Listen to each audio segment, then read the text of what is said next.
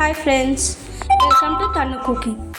ఈరోజు మనం బేకరీ స్టైల్లో దొరికే గట్టి పకోడాని ఎలా తయారు చేయాలో ఇంట్లోనే చూద్దాం. సింపుల్గా ఈవినింగ్ తినాలనిపిస్తుంది కదా ప్రతి ఒక్కరికి, స్నాక్స్ ఏదో ఒకటి. గట్టి పకోడా కొనాలంటే ప్రతిసారి బయటికి వెళ్ళలేం కాబట్టి ఇంట్లోనే సింపుల్గా ఎలా తయారు చేయాలో చూద్దాం. ఇప్పుడు ముందుగా మనము ఇంగ్రీడియంట్స్ చూసేద్దాం. శనగపిండి 1/4 కిలో, 3 ఎర్రగడ్డలు పొడవుగా కట్ చేసుకోవాలి, అల్లం వెల్లుల్లి పేస్ట్, జీలకర్ర ధనియా పొడి 1 టేబుల్ స్పూన్, పచ్చిమిర్చి ముద్ద 4 టేబుల్ స్పూన్, మీకు కారం కావాలి కొద్ది వేసుకోవచ్చు, కొద్దిగా ఉప్పు, కరివేపాకు రెమ్మలు.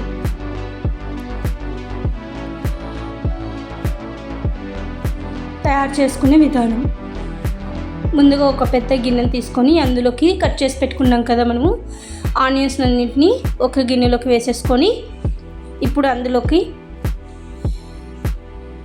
పచ్చిమిర్చి ముద్దను వేసేసుకోవాలి. మెత్తగా పేస్ట్ చేసుకోవాలి. మనకు కారం ఎంత కావాలో అంత అడ్జస్ట్ చేసుకొని వేసుకోవచ్చు. కారం ఎక్కువ తినేవాళ్ళు ఇంకొద్దిగా వేసుకోవచ్చు అనమాట. ఇప్పుడు అల్లం వెల్లుల్లి పేస్ట్ 2 టేబుల్ స్పూన్లు,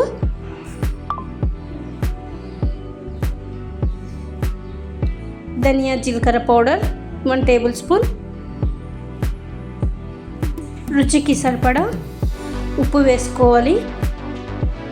వేసేసుకున్న తర్వాత ఆనియన్స్ మసాలా అంతా కలిసేలాగా నేను వీడియోలో చూపిస్తున్న విధంగా క్రష్ చేసుకుంటూ కలుపుకోవాలి.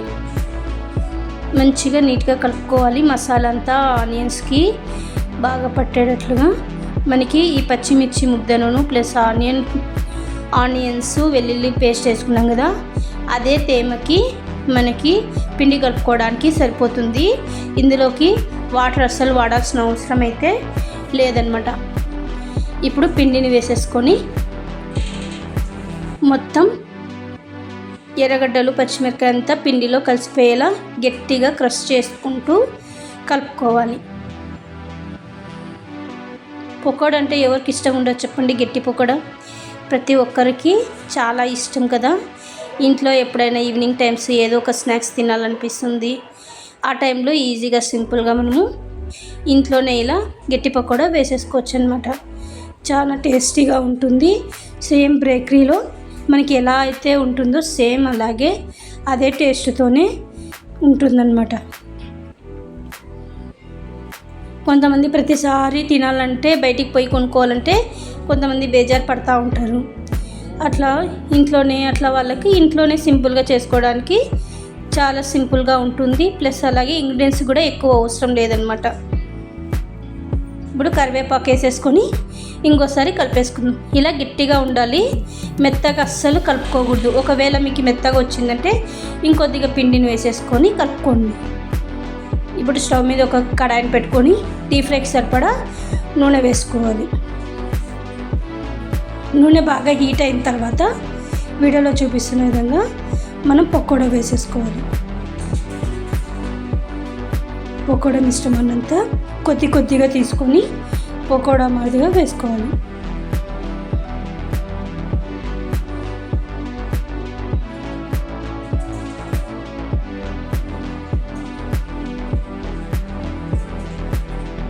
మంచిగా క్రంచీగా వచ్చేంత వరకు ఫ్రై చేసుకోవాలి. ఆనియన్ పూర్తిగా కలర్ చేంజ్ కావాలన్నమాట. క్రంచీగా వచ్చేంత వరకు పూర్తిగా రంగు మారేంత వరకు వేయించుకోవాలి.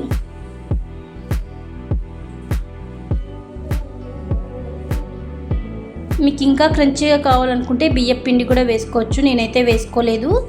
మీకు కావాలనుకుంటే ఇంకా క్రంచీ ఎక్కువ కావాలనుకుంటే బియ్యం పిండి కూడా వేసుకోవచ్చు అనమాట. నేనైతే ఇక్కడ బియ్యం పిండి అయితే వేయలేదు, ఓన్లీ శనగపిండి మాత్రమే యూజ్ చేశాను.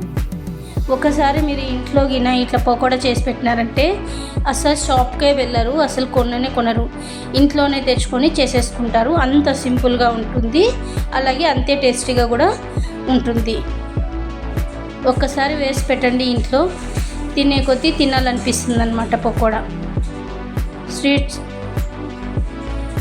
బేకరీలో దొరికే దానికంటే కూడా ఇంట్లో చేసుకుంటే చాలా టేస్టీగా ఉంటుంది, ప్లస్ హెల్తీ కూడా. అక్కడ వాళ్ళు ఎట్లా చేస్తారో మనకు తెలియదు కదా, ఇంట్లో అయితే మనము నీట్గా చేసుకోవచ్చు. చూడండి మంచి రంగు వచ్చింది కదా, ఇంకొద్దిగా కలర్ వచ్చేంతకు వేయించుకొని మనం ప్లేట్లోకి తీసుకుందాం. ఇంకొద్దిగా కలర్ చేంజ్ కావాలన్నమాట. తిప్పుకుంటూ రెండు వైపులా బాగా కాల్చుకోవాలి.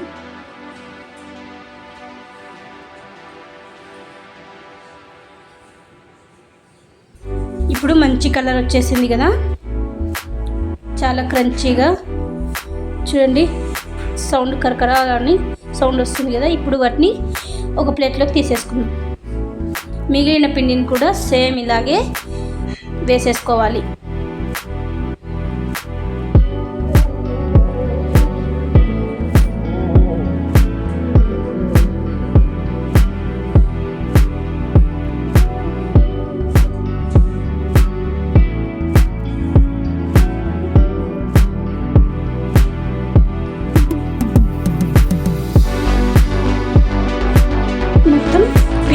ఇలా కొద్దిగా తీసుకొని వేసేసుకోవాలి.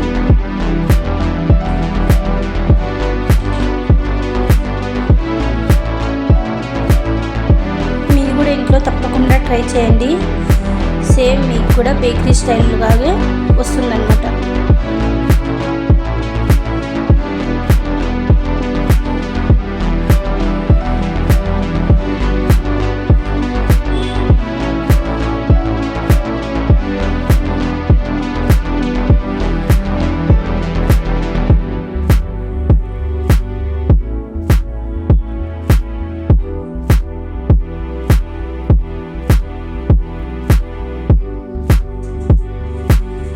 చూడండి, తినే కొద్దీ తినాలనిపించే వేడి వేడి గట్టి పకోడా తయారైపోయింది.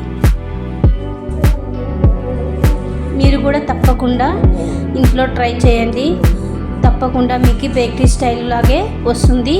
మీ ఇంట్లో వాళ్ళు కూడా తప్పకుండా తింటారు. Please subscribe my channel.